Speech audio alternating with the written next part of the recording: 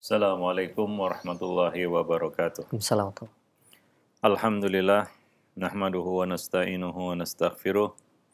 Wa na'udzu billahi min syururi anfusina wa sayyiati a'malina may yahdihillah fala mudhillalah wa may yudlil fala hadiyalah. Asyhadu an la ilaha illallah wahdahu la syarikalah wa asyhadu anna Muhammadan abduhu wa rasuluh.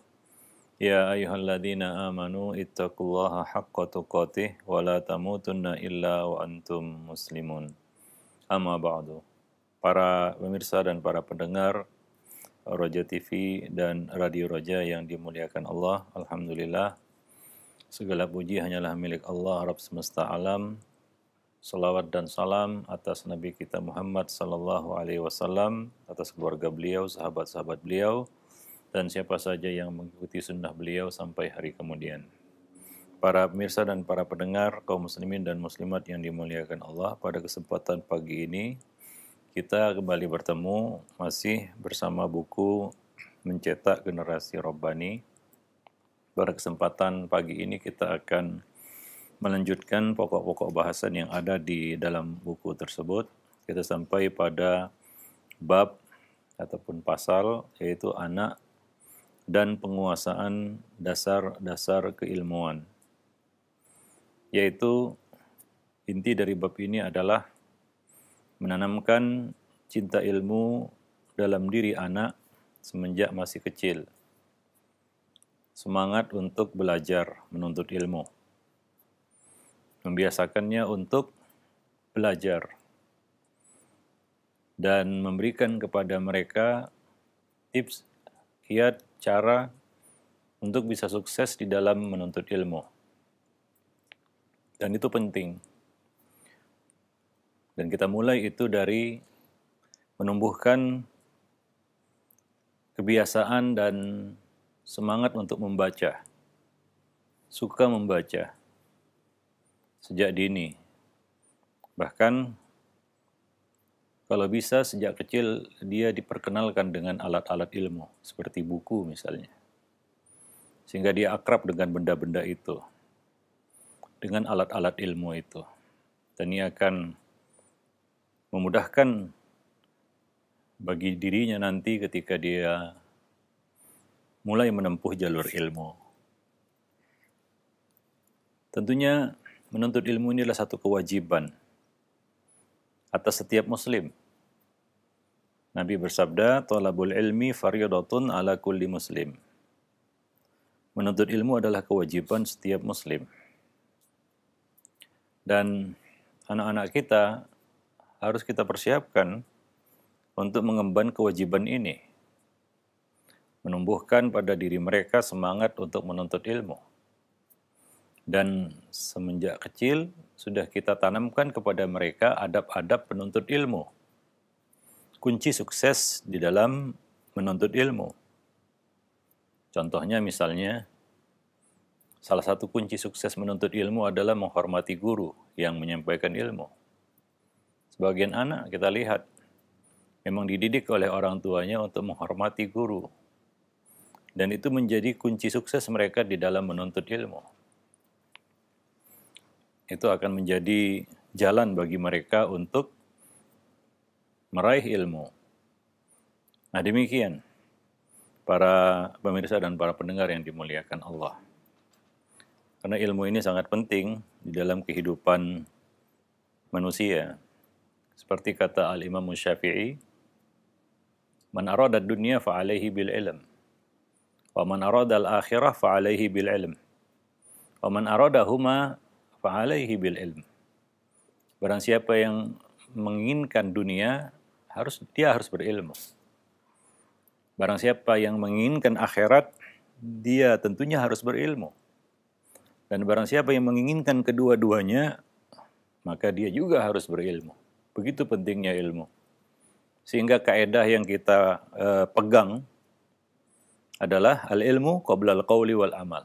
Ilmu sebelum segala sesuatunya. Harus dimulai langkah itu dengan ilmu. Nah ini harus menjadi satu patokan standar bagi siapa saja. Dan tentunya bagi anak-anak kita. Membiasakan mereka untuk belajar.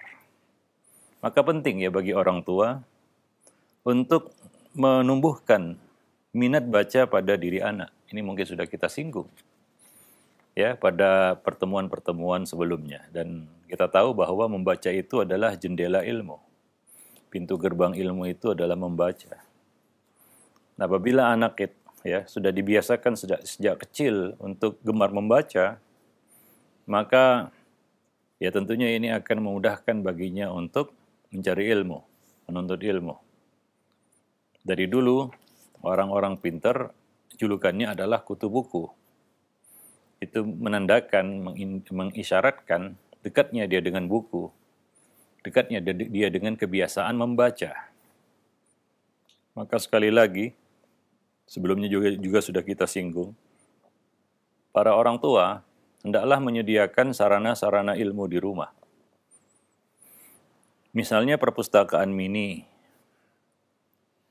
sebagai taman bacaan, sebagai literasi ataupun perpustakaan bagi keluarga, ya, sehingga ada bahan untuk membaca, dan itu adalah jalan yang paling mudah untuk meraih ilmu, membaca.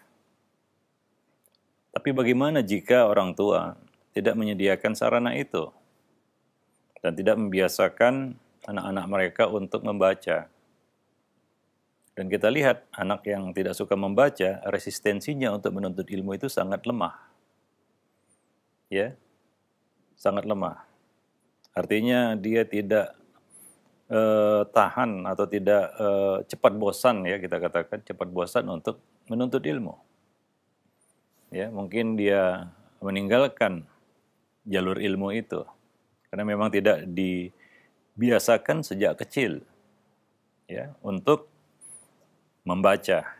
Maka penting ya, karena ketika dia akan menapaki jalan menuntut ilmu, maka dia harus membiasakan ataupun memperbanyak kebiasaan itu, yaitu membaca. Namun sedikit sekarang ini anak yang, ya mungkin ini salah satu hal yang kita prihatinkan juga, yang suka membaca, yang dekat, akrab dengan buku. Bahkan sekarang ini, pengetahuan murid-murid, ya, santri-santri, siswa-siswa terhadap perpustakaan itu sangat lemah. Banyak murid-murid, anak-anak didik, ya, santri-santri yang masuk maktabah dia bingung. Dia lihat banyak buku dan dia bingung mau baca apa. Dan tidak ada minat baginya untuk membaca. Maka dia cuma lihat-lihat saja mungkin di perpustakaan itu, kemudian dia keluar. Jangan tanya apakah dia betah duduk berjam-jam di dalamnya untuk membaca. Melihat buku saja mungkin dia sudah pusing. Ya, ini bisa kita lihat. Boleh kita tes anak itu kalau kita bawa ke mall misalnya ya. Kita lepas, kira-kira dia lari kemana? Apakah dia cari toko buku ya? Mungkin di beberapa mall itu ada toko buku, atau dia cari tempat-tempat yang lain, permainan ini itu dan lain sebagainya. Mungkin para orang tua mungkin bertanya kepada diri mereka, pernahkah anak minta kepada mereka orang tua izin keluar? Ini mungkin anak-anak yang sudah dewasa ya, mungkin tingkatan SMP, SMA dan sejenisnya. Pernahkah mereka minta izin kepada orang tua untuk pergi ke perpustakaan misalnya, perpustakaan daerah atau perpustakaan yang ada di kota tersebut? Atau mungkin banyak anak-anak sekarang yang nggak tahu apa itu perpustakaan. Dulu ada mata pelajaran masuk baca buku di perpustakaan.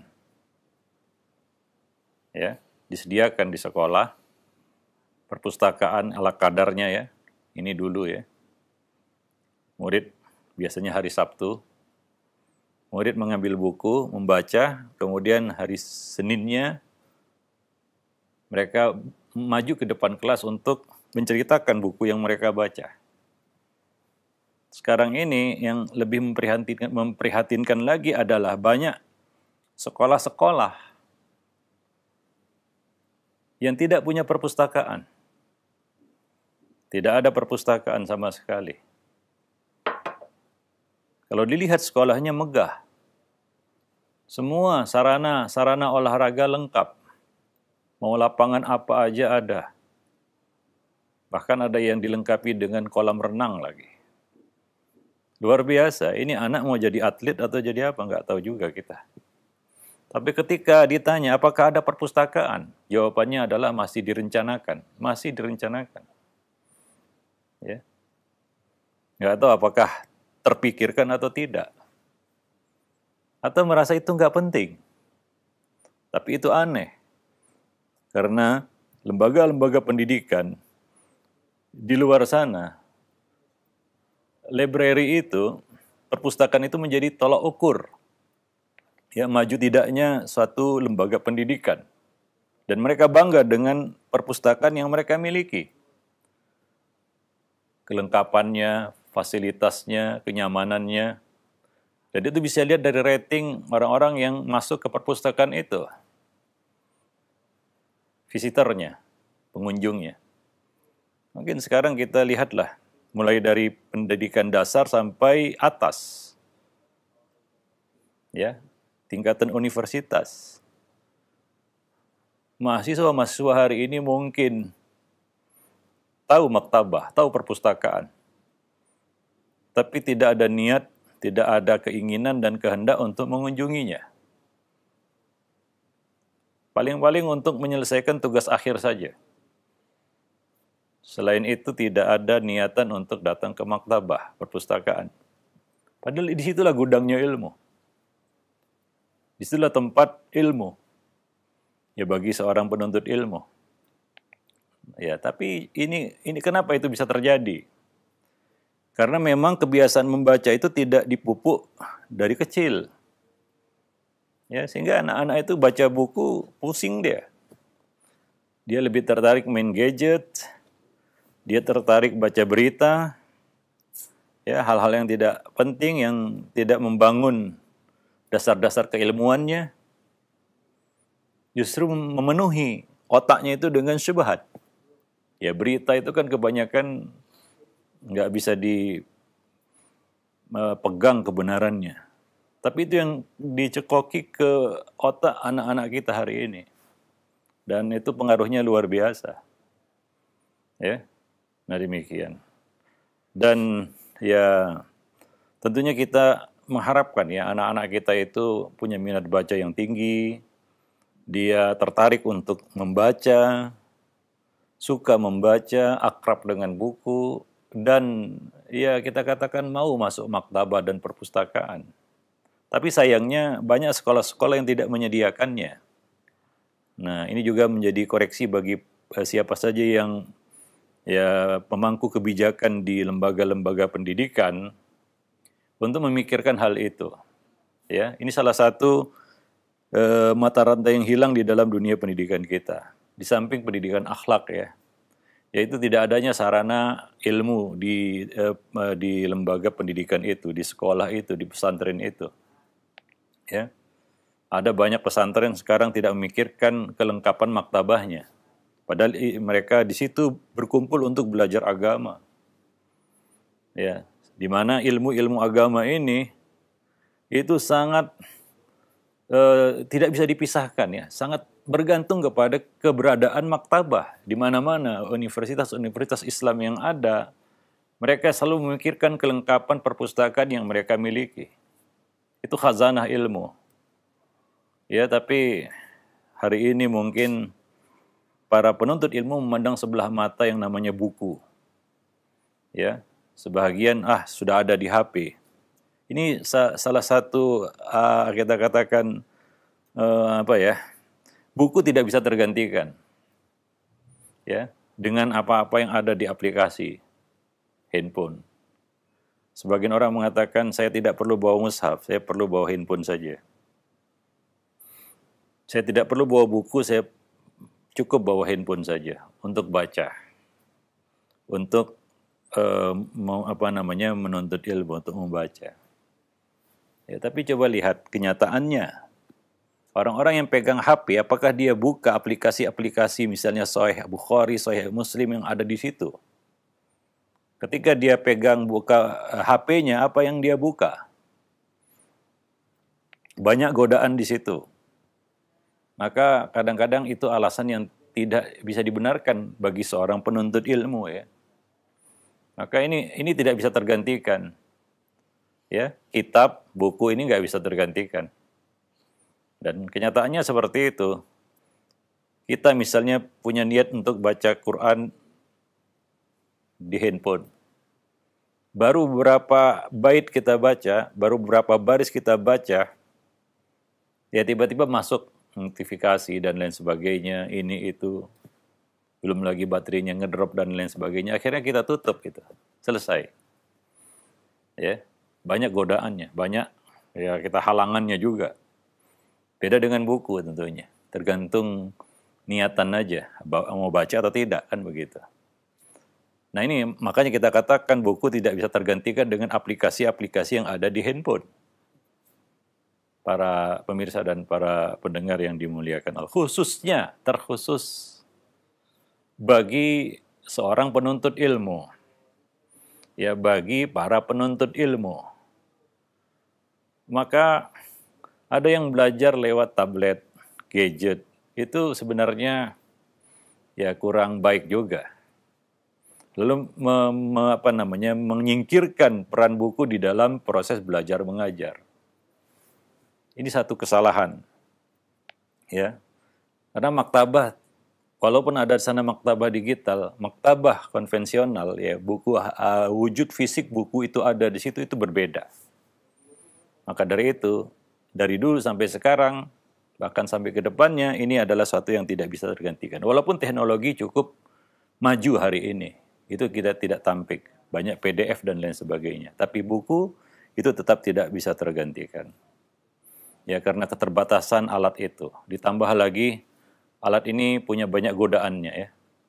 Niatan mau baca buku ternyata yang dibuka game, main game. Niatan mau baca buku tapi yang terbuka aplikasi belanja online. Belum lagi belanja makanan, kan begitu ya. Banyak godaan-godaannya pasti. Ya, sehingga baca buku tinggal isapan jempol aja. Ditambah lagi memang tidak ada minat untuk baca. Ya sudah, kelap itu.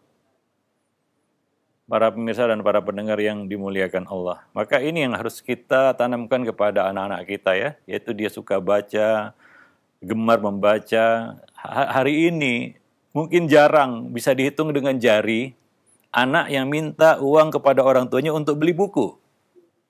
Coba para orang tua sekarang bertanya kepada diri mereka, pernahkah anaknya minta uang kepadanya untuk beli buku? Coba. Mungkin dia perlu pergi ke toko buku untuk beli buku, untuk belajar. Mungkin, ya wallahu alam jawabannya. 1001 mungkin. Para pemirsa dan para pendengar yang dimuliakan Allah. Nah ini adalah kondisi yang sangat memprihatinkan. Terutama di negeri ini yang mayoritas penduduknya muslim, tapi minat bacanya sangat rendah. Itu sangat aneh sebenarnya. Karena agama kita, ya, kitab suci kita, ayat pertama turun, kalimat pertama turun kepada Nabi kita adalah Iqra. Yaitu perintah untuk membaca. Sangat aneh jika kaum muslimin jauh dari kebiasaan itu. Tidak suka baca. Ya, banyak alasan lah, pusing membaca dan lain sebagainya. Ya, itu lebih kepada memang ini satu kebiasaan yang tidak dibiasakan. Ada pepatah mengatakan Allah bisa karena biasa. Maka ya kepada mungkin sekolah lah, kalau di rumah ya, mungkin kita tidak bisa mengandalkan ayah ibu untuk menanamkan hal ini kepada anak-anaknya. Karena mereka juga orang-orang yang tidak suka baca, mungkin ya. Karena sedikitlah orang tua yang punya minat baca, apalagi ibu gitu ya. Ya kita bisa lihatlah hari ini bagaimana kualitas para istri ya, para ibu dalam hal ini ya, di dalam bab ini. Ya. Apatah lagi ya, mengandalkan mereka untuk menanamkan minat baca pada anak-anak mereka. Maka yang paling bisa kita andalkan hari ini untuk menanamkan minat baca pada anak itu ya sekolah. Tapi ternyata sekolah juga tidak bisa diandalkan untuk menanamkan kebiasaan ini, untuk menumbuhkan minat baca ini. Maka ini menjadi satu kita katakan ya PR bagi kita ya semua, ya untuk meningkatkan kembali ya minat baca pada anak-anak didik kita, pada anak-anak kita. Ya, nah demikian. Maka salah satu cara dan usaha kita adalah ya menyediakan sarana ilmu itu, yaitu perpustakaan. Walaupun tidak besar sebesar perpustakaan-perpustakaan yang ada di sekolah ya atau di lembaga pendidikan, tapi minimal kita punya. Ada buku di situ. Ya, ada ya kita katakan taman bacaan ya. Tidak begitu penting ada kita katakan musola di rumah, itu juga tidak terlalu penting kita membuat musola di rumah. Karena semua bagian rumah kan bisa kita jadikan sebagai tempat sholat. Ya, bagi yang punya musola di rumah mungkin bisa dialihfungsikan menjadi perpustakaan. Memangnya mau niatan untuk sholat di rumah gitu ya? Kan tidak. Ya, nah demikian. Dahulu juga rumah-rumah para sahabat tidak ada musolanya, kecuali yang Nabi izinkan untuk buat musola di rumahnya karena mungkin terhalang untuk datang ke masjid, jauh dan lain sebagainya. Tapi kadang-kadang ini kita tidak ada halangan untuk datang ke masjid. Tapi kalau kita buat rumah ya tuh seolah-olah kalau ada musolanya itu ciri rumah Muslim. Enggak seperti itu juga. Ya, nah tapi ketiadaan perpustakaan di rumah Muslim ini suatu hal yang mungkin tidak pernah menjadi satu kekurangan ya bagi rumah tangga Muslim hari ini. Dan ini sering kita sampaikan sebenarnya di dalam kajian-kajian pentingnya membangun ataupun mendirikan sebuah perpustakaan mini di rumah. Ya para pemirsa dan para pendengar yang dimuliakan Allah. Baik. Nah, kalau di luar sana itu sejak bayi anak itu sudah diberi buku itu bukan untuk membaca supaya dia akrab saja dengan buku. Ya di luar sana.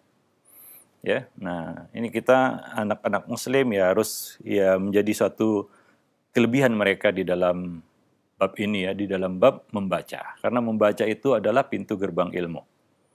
Ya, para pemirsa dan para pendengar yang dimuliakan Allah. Nah, kemudian dalam bab ini juga yang paling penting untuk kita tanamkan adalah adab-adab menuntut ilmu.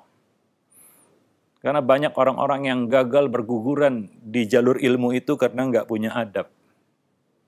Tidak ada adab sebagai penuntut ilmu. Maka ini perlu ditanamkan dari rumah. Ya, orang tua jangan nanti di sekolah, tidak. Karena dia di sekolah harus sudah siap dengan adab itu. Jadi salah kalau orang tua itu nanti adab diajarkan di sekolah, enggak. Ya idealnya adalah anak itu memang sudah memiliki adab-adab tersebut sebelum dia masuk sekolah. Ya. Karena pelajaran adab ini adalah pelajaran penting. Ini dasar ilmu itu adab. Ibnu Sirin mengatakan kanu yata'allamunal hadya qabla ayyata'allamunal ilma. Para salaf dahulu mereka belajar akhlak sebelum mereka masuk belajar ilmu. Ibnu Mubarak menuntut ilmu 50 tahun, 30 tahun untuk belajar adab, 20 tahun untuk belajar ilmu-ilmu yang lain. Ini menunjukkan pentingnya ya belajar adab itu. Harus dimulai dari situ. Kalau kita ingin anak-anak kita sukses di dalam perjalanan mereka menuntut ilmu. Ya. Kalau tidak, mereka akan gagal. Ya karena mereka tidak punya ini. Ini adalah salah satu alat ilmu yang penting untuk meraih kesuksesan, yaitu adab.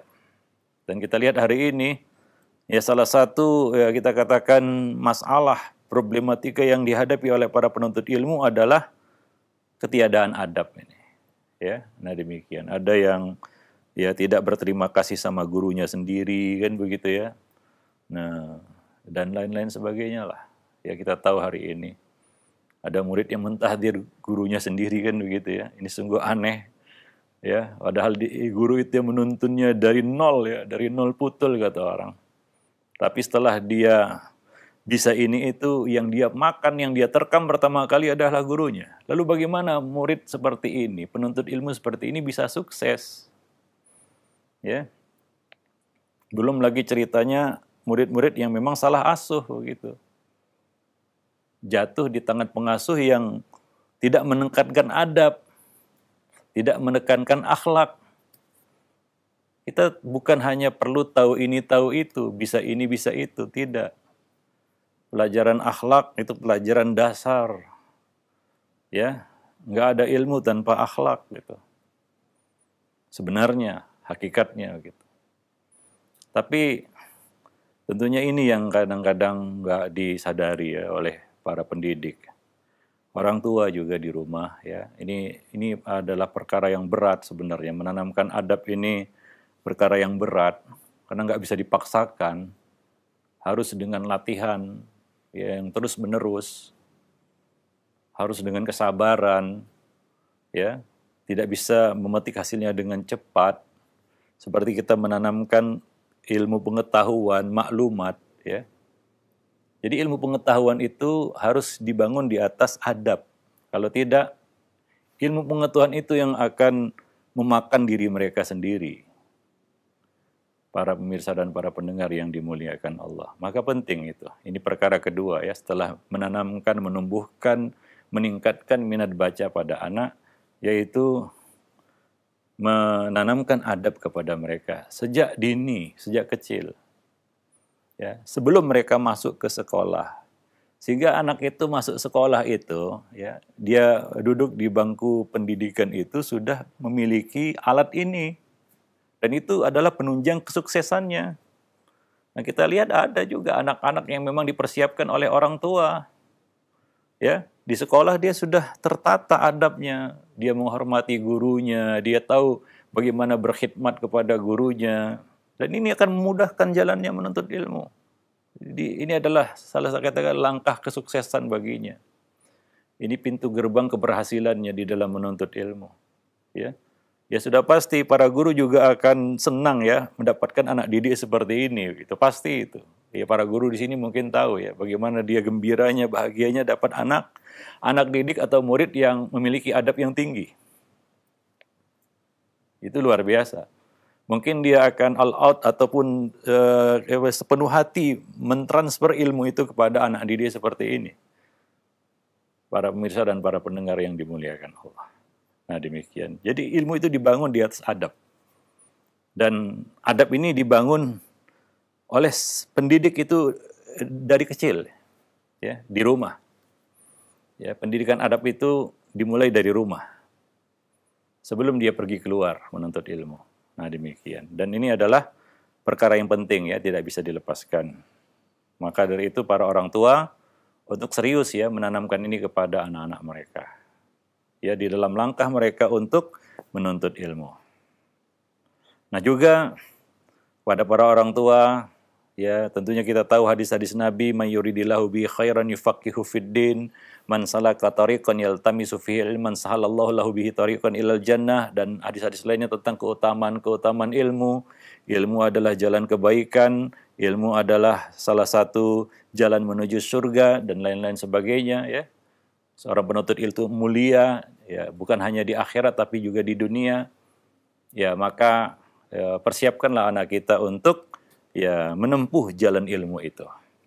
Ya, nah demikian. Ya, hingga ini mungkin berguna ketika kita tidak ada lagi di samping mereka. Mereka akan terus melanjutkan perjalanan mereka di dalam menuntut ilmu. Ya. Sebagian orang tua, saya ingin anak saya jadi pedagang ini itu. Ya, dia punya cita-cita yang macam-macam lah para orang tua ini ya. Ya, terserah kita katakan itu tidak jadi masalah. Tapi semangat dia, kesadaran dia untuk menuntut ilmu itu harus terbangun. Ya. Ya, mungkin kita bisa tumbuhkan itu dengan apa? Dengan memancingnya untuk bertanya. Sebagian anak itu suka bertanya dan itu ada salah satu indikasi dia ini suka menuntut ilmu. Dan itu harus diarahkan ya. Karena banyak orang tua yang mengeluh dan bertanya, "Ustadz, anak saya banyak tanya ini, itu, dan lain sebagainya." itu jangan kita kita cut ya, kita potong anak itu, bahkan kita marah kepadanya karena dia banyak bertanya. Sebagian anak kadang seperti itu. Ini adalah salah satu sinyal indikasi bahwa dia itu suka belajar sebenarnya. Dan itu harus kita tumbuhkan terus. Ladeni dia. Walaupun kadang-kadang ini banyak orang tua yang bertanya kepada saya, Ustadz, anak saya bertanya ini itu sesuatu yang kadang-kadang nggak perlu ditanyakan. Ya memang anak-anak. Kita harus maklumi itu, ya. Dan kita harus berikan jawaban, walaupun jawaban itu tidak berkaitan dengan pertanyaannya. Tapi kita ladeni dia ketika dia suka bertanya, ya. Nah, dan itu satu keuntungan bagi orang tua yang punya anak, kita katakan punya minat untuk bertanya. Karena dalam Al-Quran sendiri ya, menuntut ilmu itu dimulai dengan bertanya. Misalnya firman Allah Subhanahu wa taala, "Fas'alu ahlal dzikri in kuntum la ta'lamun." Tanyakanlah kepada ahli ilmu jika kamu tidak tahu. Bertanya. Ya, itu adalah salah satu yang kita katakan tanda orang itu punya minat untuk belajar. Bertanya dia. Dan Allah perintahkan untuk bertanya. Itu adalah perintah untuk menuntut ilmu sebenarnya. Ya. Nah, menuntut ilmu adalah bertanya. Ya, nah maka munculkan kebiasaan ini ya kepada anak untuk mau tahu dia, mencari tahu sesuatu yang dia tidak tahu, ya. Nah itu kita katakan salah satu hal yang perlu kita tanamkan kepada mereka. Maka jangan gusar ya para orang tua yang punya anak suka bertanya begitu ya. Banyak juga orang tua yang gerah ataupun gusar anaknya ini banyak tanya ini itu. Lalu dia potong dengan, kamu jangan banyak tanya. Itu salah. Ya, ladeni anak itu. Walaupun dia bertanya yang aneh-aneh, kadang-kadang perkara yang ya nggak boleh ditanyakan ya, kita alihkan ya jawabannya kepada hal-hal yang bermanfaat bagi dia. Ya, tidak semua pertanyaan anak itu harus dijawab seperti yang dia tanya, enggak. Tapi jangan putus, jangan potong, jangan matikan semangatnya untuk bertanya. Ya, karena taklid itu bukan ilmu. Ya, muqallid itu bukan penuntut ilmu, apalagi ahli ilmu. Ya, maukah anak kita tumbuh menjadi seorang yang muqallid begitu ya? Seperti lembu dicucuk hidungnya begitu. Karena memang dia tidak punya kita katakan gambaran untuk menuntut ilmu. Dia nggak mau bertanya. Ya, nah demikian. Jadi ini satu kita katakan kebiasaan yang dibangun ya oleh orang tua dari kecil pada anak-anak mereka. Ya mau bertanya, suka bertanya. Nah demikian juga di sekolah ya para guru. Ya hendaknya kita katakan ini dalam dunia pendidikan ya, ajar mengajar ya, proses belajar mengajar. Itu meladeni anak-anak didik ya, murid ketika mereka bertanya. Dan menjawabnya dengan bijaksana begitu ya. Ya menurut kita katakan kebutuhan ataupun urgensi dari apa yang mereka tanyakan itu. Ya, seberapa besar urgensinya bagi mereka. Nah, itu tentunya perlu kearifan dari para guru ya. Para pendidik ya. Para asatiz, ustadz di pondok pesantren ataupun guru di sekolah ya untuk mengakomodir ya pertanyaan-pertanyaan dari santri-santri mereka.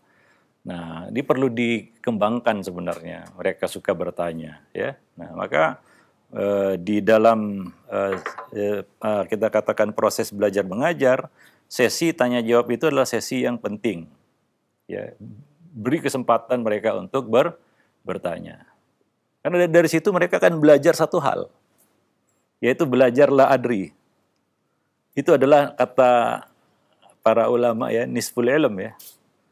Nah, ada kalanya kita katakan guru itu ya menjawab aku tidak tahu. Ya, ada pertanyaan-pertanyaan memang tidak ada jawabannya dan jawabannya adalah tidak tahu. Allahu a'lam. Ini satu yang bisa mereka pelajari dari guru, ya, dari pendidik. Kata-kata Allahu a'lam la adri, ya dari bertanya kan.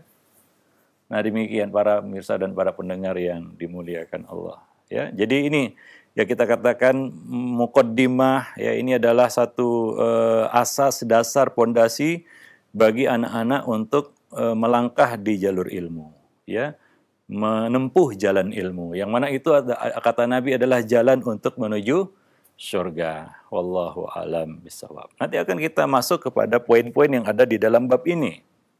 Ya, menanamkan dasar-dasar keilmuan pada anak. Setelah kita menumbuhkan semangat menuntut ilmu, belajar ya pada anak dan alat-alat yang harus mereka miliki di dalam menuntut ilmu, adab, ya kemudian semangat membaca dan ya, hal-hal lain yang kita bicarakan tadi, para pemirsa dan para pendengar yang dimuliakan Allah ya. Nah, ada poin-poin yang akan kita bahas di dalam bab ini insya Allah, yang akan kita bahas pada pertemuan-pertemuan kita selanjutnya insya Allah. Nah, demikian saja mungkin pada pertemuan kita pagi ini. Mudah-mudahan bermanfaat bagi kita semua. Lebih dan kurang saya mohon maaf. Aku qouli hadza astaghfirullah li wa lakum lisairil muslimin innahu huwal ghafurur rahim. Nah, baik, syukran jazakallahu khair, barakallahu fik atas materi yang telah disampaikan oleh Ustaz di kesempatan pagi hari ini, yang mudah-mudahan bermanfaat untuk kita semua, khusus bagi para orang tua, para pendidik. Dan selanjutnya kami buka sesi interaktif, dan bagi Anda yang ingin bertanya silahkan Anda bisa mengirimkan pertanyaan di layanan pesan singkat, dan tentunya kami harapkan pertanyaan disesuaikan dengan pembahasan kita di kesempatan pagi hari ini.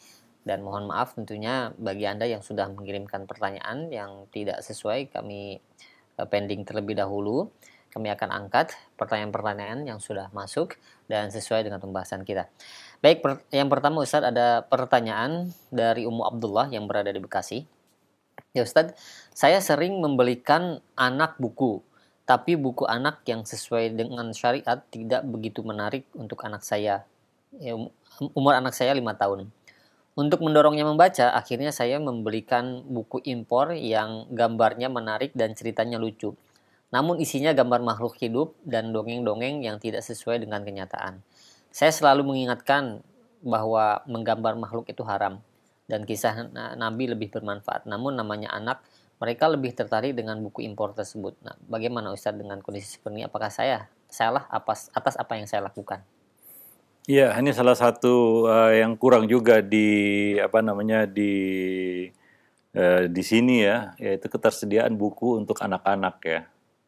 Ya, kalau kita masuk ke toko buku ya buku-buku anak yang Islami ya, yang patut dan pantas mereka baca itu sedikit ya. Dan juga kadang-kadang kualitasnya juga tidak tidak seperti yang diharapkan begitu ya. Nah, ini yang menjadi salah satu ya PR juga bagi kita ya, untuk bisa mengisi kekosongan itu sebenarnya ya. Dan ya tentunya ini perlu ya kita katakan kerjasama dan perhatiannya dari orang-orang yang bergerak di bidang itu ya. Nah, bagaimana membuat buku-buku anak ini lebih menarik khususnya untuk masa era sekarang ini ya. Nah, demikian ya, mungkin salah satu hal adalah buku anak itu apa kita katakan ya, lebih berat membuat buku anak daripada buku orang dewasa ya. Karena kita harus tahu psikologi anak juga begitu ya. Nah, demikian. Maka dari itu ya, Nabi membolehkan bagi anak-anak hal-hal yang tidak dibolehkan bagi orang dewasa. Ya, untuk mengimbangi kita katakan cara pikir, pola pikir anak begitu. Seperti contohnya Nabi membolehkan Aisyah main boneka ya. Bermain boneka, ada boneka kuda yang jadi mainan Aisyah radhiyallahu anha ketika itu ia masih kecil. Itu dibolehkan ya, dumyah atau boneka. Ya, dan para ulama seperti Syekh Al-Albani juga membolehkan gambar makhluk bernyawa untuk pendidikan ya, khususnya pendidikan anak-anak. Ya, supaya mereka ini anak-anak ya, bukan orang dewasa. Maka kadang-kadang sebagian buku anak itu menyeramkan dan jadi tidak menarik bagi anak-anak. Kenapa? Gambar tanpa ekspresi dan cenderung menakutkan gitu ya, yang kepalanya terpotong, yang nggak ada mata, hidung dan mulutnya, Itu mengerikan bagi anak, nggak sesuai dengan ya dunia anak sebenarnya itu. Ya, tapi saya sudah bicara juga ke beberapa penerbitan ya yang menerbitkan buku anak. Ya, jangan se ekstrim itu untuk anak. Ini untuk anak-anak, bukan untuk orang dewasa. Ya, ya. Jadi kita tidak mengapa sebenarnya menampilkan sesuatu yang utuh. Wah, ini kan dilarang. Ya, ada konteksnya itu.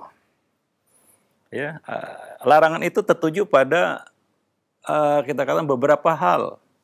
Nah, di sini ada kelapangan. Ada rukhsah yang diberikan. Nah, misalnya kita katakan gambar memang tidak dibenarkan. Tapi untuk misalnya KTP, identitas, paspor misalnya. Ya itu ya mau tidak mau ada terpampang gambar di situ kan. Utuh, nggak bisa nggak utuh. Nggak mungkin kita foto paspor pakai cadar gitu kan, nggak bisa juga. Atau di KTP, SIM, dan lain sebagainya. Itu satu contoh ya. Misalnya ada pengumuman orang hilang gitu.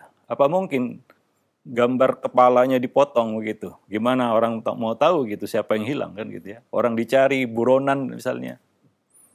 Ya, jadi ada hal-hal yang itu kita katakan diberi keringanan ya. Nah, ini mungkin salah satu hal yang perlu dibicarakan juga di kalangan penerbitan. Bagaimana menerbitkan buku anak itu yang memang betul-betul untuk anak gitu ya. Jadi mereka itu kita ini dunia anak-anak bukan dunia orang dewasa. Jadi apa yang ada dalam benak anak, dia lihat gambar buku anak itu ya, gambar-gambar ya, anak itu suka ya cerita bergambar misalnya ya. Akan tetapi di situ ya kita katakan yang muncul adalah hal-hal yang menakutkan untuk mereka untuk dilihat begitu ya. Nah demikian. Ya, kita tidak katakan bahwa harus ada gambar sahabat dan lain sebagainya. Itu justru nggak perlu bergambar sebenarnya. Ya, atau kita bisa alihkan itu. Nggak bisa juga kita menggambar ya, misalnya Abu Bakar, Umar dan ya bagaimana gitu kan kita jadi menghayal jadinya. Satu yang hakiki menjadi imajinasi nggak boleh. Ya, nah demikian. Jadi ini mungkin perlu kita katakan perbaikan ya di sini ya dari para ya kita katakan penerbitan dan apa yang menerbitkan buku-buku anak ini, mungkin mereka bisa menampilkan sesuatu yang lebih ya bisa diterima oleh anak-anak ini ya. Nah demikian sehingga mereka tidak beralih kepada hal-hal yang lainnya begitu. Wallahu a'lam bishawab. Ya kita akui ya bahwa membuat buku anak itu lebih berat ya daripada membuat ataupun mencetak buku-buku untuk orang dewasa. Mungkin para penerbit tahulah tentang hal ini. Bagaimana susahnya ya. Belum lagi memilih kontennya dan penampilannya dan layoutnya dan lain sebagainya. Itu lebih susah daripada buku untuk orang dewasa. Tapi ya demikian, kita harus terus memperbaiki ya kualitas kita ya dalam bab ini. Wallahu a'lam bishawab. Khususnya para penerbit di sini ya. Ya hingga bisa ya ada lah kita katakan sesuatu yang bisa menjadi solusi ya bagi anak-anak kita di dalam menumbuhkan minat baca mereka. Wallahu a'lam bishawab. Ya. Baik, syukran jazakallahu khair, demikian. Dan jawaban tadi merupakan jawaban dari beberapa pertanyaan senada, di antaranya dari Mbak Allah di Jakarta Barat dan juga penanya yang lainnya yang tidak disebutkan namanya.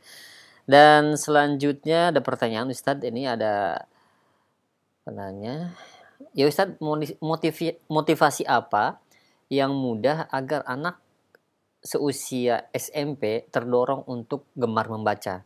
Apakah memang anak seumuran tersebut itu sangat sulit didorong untuk gemar membaca, Ustadz?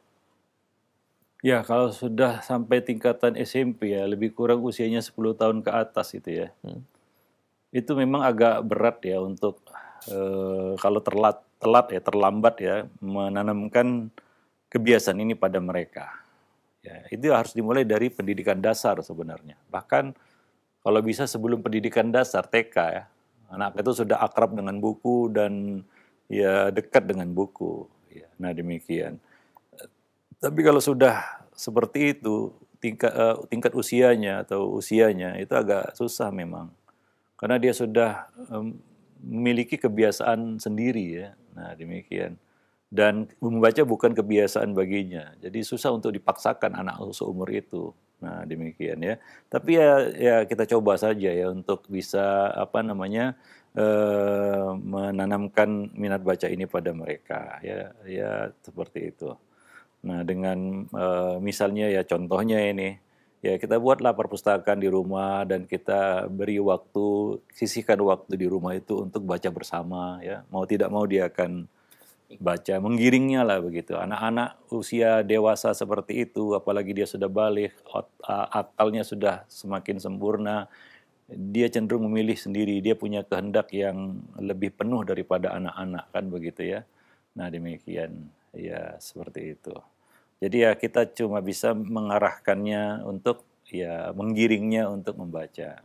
Ya, tadi kita sebutkan peran sekolah ya, lembaga pendidikan juga di sini sangat penting. Ya karena kadang-kadang ya perlu juga ada kewajiban membaca. Ya, kewajiban membaca. Tadi kita singgung sedikit tentang mata pelajaran yang hilang di sekolah-sekolah, yaitu masuk perpustakaan, membaca dan mempresentasikan apa yang dibaca kemudian kan begitu. Ini satu yang nggak ada lagi ya di dunia pendidikan kita. Nah itu salah satu kita katakan cara untuk memaksa mereka, menekan mereka untuk membaca begitu ya. Nah demikian. Wallahu a'lam bishawab. Ya. Lebih-lebih lagi sekarang ini ya di tingkatan yang tertinggi ya universitas kadang-kadang untuk menyelesaikan tugas akhir saja TA saja itu dia tidak baca, dia cuma minta temannya untuk membuatkan tugas akhir itu kan begitu ya. Itu lebih parah lagi tentunya ya, memang sama sekali ya tidak ada kemauan untuk baca dan masuk perpustakaan sama sekali. Maka ya coba ya di sekolah eh, ini kita harapkan sekali ya sebenarnya menyediakan sarana ini di sekolah. Penting sekali. Seperti tadi ya jeritan para orang tua anaknya SMP nggak gemar membaca, ya mungkin ini nggak ada di sekolahnya. Tidak ada di sekolahnya. Ya. Untuk pengenalan maktabah saja itu ada ilmunya. Anak-anak sekarang mungkin nggak tahu ya ilmu jarh dan ta'dil itu masuk bagian ilmu mana begitu. Kalau dia disuruh masuk maktabah, suruh cari buku jarah dan ta'dil misalnya. Dia lari kemana itu dia nggak ngerti. Mungkin dia cari-carinya di buku-buku fikih, itu nggak akan ketemu dia. Gitu.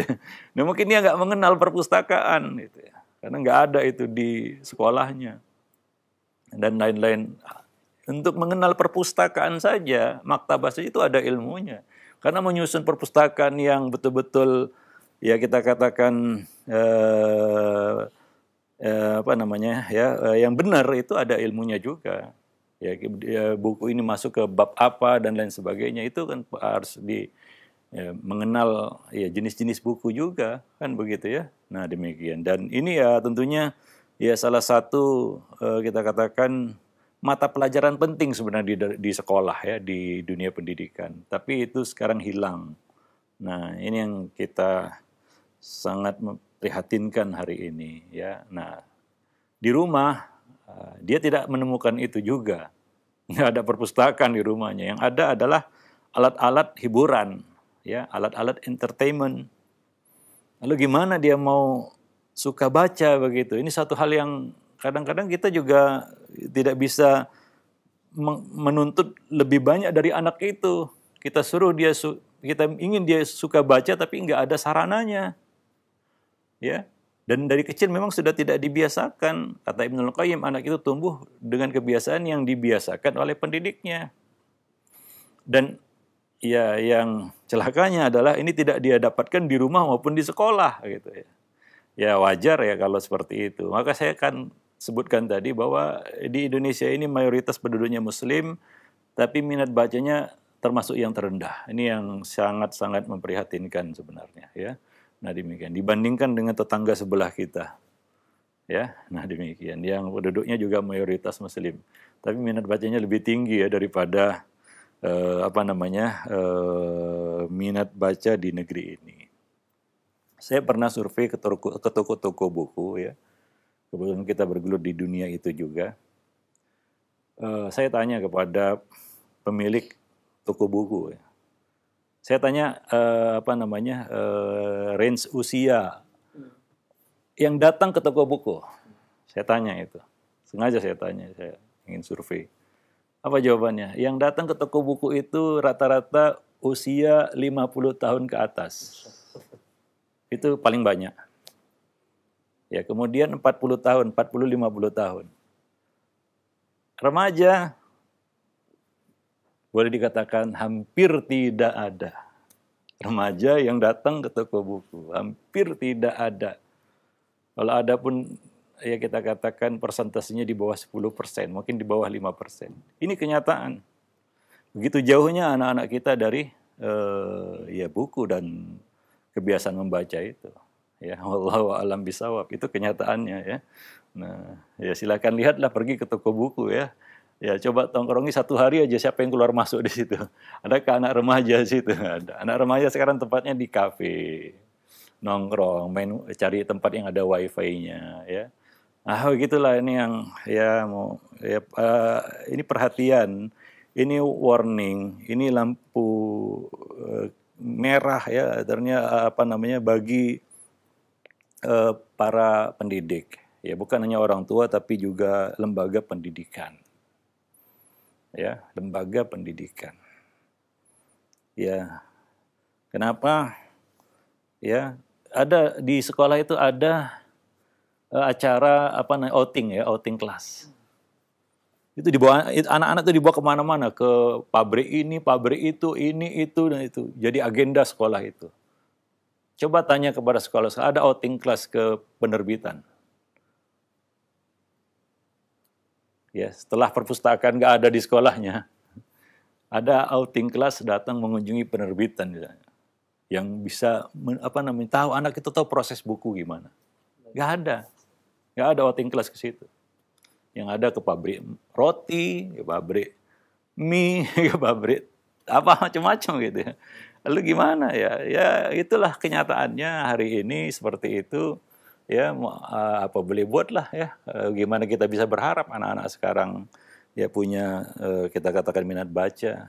Wallahu a'lam bishawab. Memang tidak ada hal yang mendukungnya untuk itu. Nah demikian. Wallahu a'lam bishawab. Iya, nah, Masya Allah. Baik, syukran jazakallahu khair atas jawaban Ustaz. Demikian untuk yang bertanya. Dan selanjutnya ada pertanyaan kembali di layanan pesan singkat, Ustaz. Ya Ustaz, apakah benar kecerdasan anak itu pengaruh besarnya itu dari gen kecerdasan ibunya? Adapun dari bapaknya hanya sedikit pengaruhnya. Apakah benar konsep itu bagaimana konsep itu pandangannya secara Islam? Apakah hal itu dapat dibenarkan?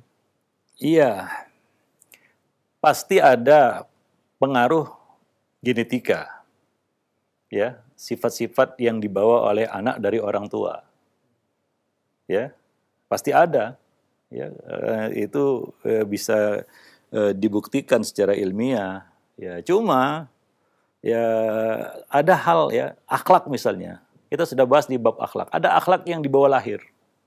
Dan ada akhlak yang itu kita bisa ciptakan pada diri kita, walaupun kita tidak bawa lahir akhlak itu. Ya, nah demikian. Itu sudah kita bahas di dalam buku ensiklopedia akhlak salaf, kan begitu ya, bahwa ada akhlak bawaan dan ada akhlak yang kita raih dengan latihan. Ilmu juga demikian, kepintaran juga demikian. Itu bisa diasah, walaupun kita tidak dapatkan itu dari hasil genetika ya, dari orang tua ya. Nah demikian. Ada pepatah mengatakan yang mendekati kepada teori ini, yaitu buah jatuh tidak jauh dari pohonnya, kan begitu ya. Nah artinya ada pengaruh genetika di situ, ada jelas.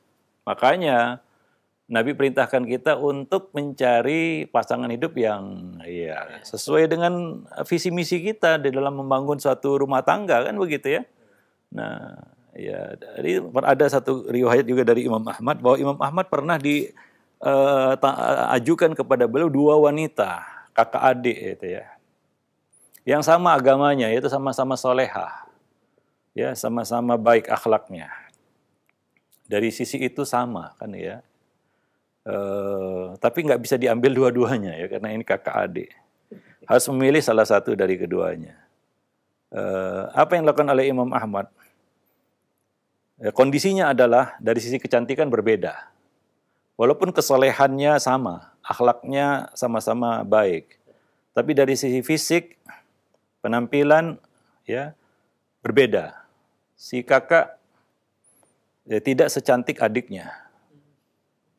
Bahkan ada kekurangannya, kan begitu ya, pada matanya. Sementara si adik mendekati perfect lah, sempurna gitu. Ya bagi kita mungkin ya, bagi kita itu mungkin sudah tutup mata, bungkus adiknya kan gitu ya. Ya sudah kan gitu, ini cantik, baik agamanya, selesailah kan gitu ya. Kriteria apa lagi yang mau dilihat kan gitu. Ya udah cantik, ya baik lagi agamanya, ya inilah pilihan kan begitu. Mungkin kita tutup mata, langsung bungkus adiknya mungkin. Tapi tidak dengan Imam Ahmad. Imam Ahmad bertanya kepada ibunya, siapa di antara keduanya yang lebih pintar? Agama sama, akhlak sama, fisik berbeda. Tapi bukan itu kelebihan yang dicari oleh Imam Ahmad. Bila bertanya, siapa di antara keduanya yang lebih pintar? Maka dijawab oleh ibunya, ya kalau pintar-pintarannya, pintar kakaknya. Maka Imam Ahmad berkata kepada ibu, nikahkanlah aku dengannya. Jadi Imam Ahmad memilih kelebihan secara, ya apa namanya, ya bukan kelebihan fisik ya, kelebihan intelektualnya daripada kecantikan. Nah demikian, ya beliau memiliki kelebihan otaknya daripada kelebihan fisik, ya, gitu. Ya untuk satu alasan mungkin ya, karena buah jatuh tidak jauh dari pohonnya. Dia berharap lahir dari rahim wanita yang pintar ini anak-anak yang pintar juga. Ya di samping soleh kan begitu ya, di samping baik agamanya dan segala kriteria yang lainnya itu, ya ada satu hal yang harus jadi nilai lebih ya, yaitu kepintaran di sini. Nah itu yang dilihat oleh Imam Ahmad. Karena secara tidak langsung juga Imam Ahmad tahu juga, ya ada pengaruh genetika, gitu. Nah demikian. Wallahu a'lam bishawab. Itu tergantung selera masing-masing tentunya. Ya kalau agama, akhlak, ya kebaikan agama dan akhlaknya itu harga mati istilahnya ya. Itu harus ada. Tapi bab ini itu kelebihan namanya. Nilai lebih ya, nilai plusnya ya, ya tergantung kepada masing-masing. Ada yang memandang nilai plus pada kecantikan kan begitu ya. Wah ini menarik ya, mata untuk dipandang, sedap dipandang kan begitu ya. Ini enggak sedap dipandang. Mungkin dia melihat nilai plusnya di situ. Nah, tapi bagi yang lainnya mungkin tidak. Itu tidak menarik baginya. Dia menarik ya kepada wanita yang mungkin cerdas kan begitu ya. Nah demikian. Dia bisa mungkin dia beranggapan wanita yang cerdas ini lebih bisa diandalkan daripada wanita yang cantik gitu. Tapi ya mohon maaf IQ-nya agak rendah gitu ya. Nah demikian. Wallahu a'lam bishawab. Tergantung masing-masing ya para pria ya, para ikhwan dalam memilih pasangan hidup. Ya apa tujuan kita sebenarnya? Itu bisa dilihat. Kualitas kita dari pilihan kita juga kan gitu ya. Kualitas seorang itu bisa dilihat dari pilihannya juga kan gitu ya. Wallahu a'lam bishawab ya. Mohon maaf gitu. Nah, menarik sekali Ustaz. Insyaallah jazakallahu khair atas penjelasan ya dan nasihatnya. Masih ada waktu Ustaz, bagaimana? Satu lagi. Satu lagi ya. Baik, kami angkat kembali pertanyaan. Ya Ustaz, banyak penjelasan mengenai ketakwaan orang tua sangat berpengaruh kepada anak. Tapi tidak sedikit juga kita lihat orang tuanya jauh dari ketakwaan, misal dia suka bermaksiat, minum khamar, suka berjudi, dan juga memberikan nafkah untuk anak dan istrinya itu dari hasil yang haram, riba dan yang lain-lain Ustaz. Tapi ternyata anaknya itu kita lihat tidak sedikit juga ada yang solih dan bahkan dia mendapatkan hidayah sunnah.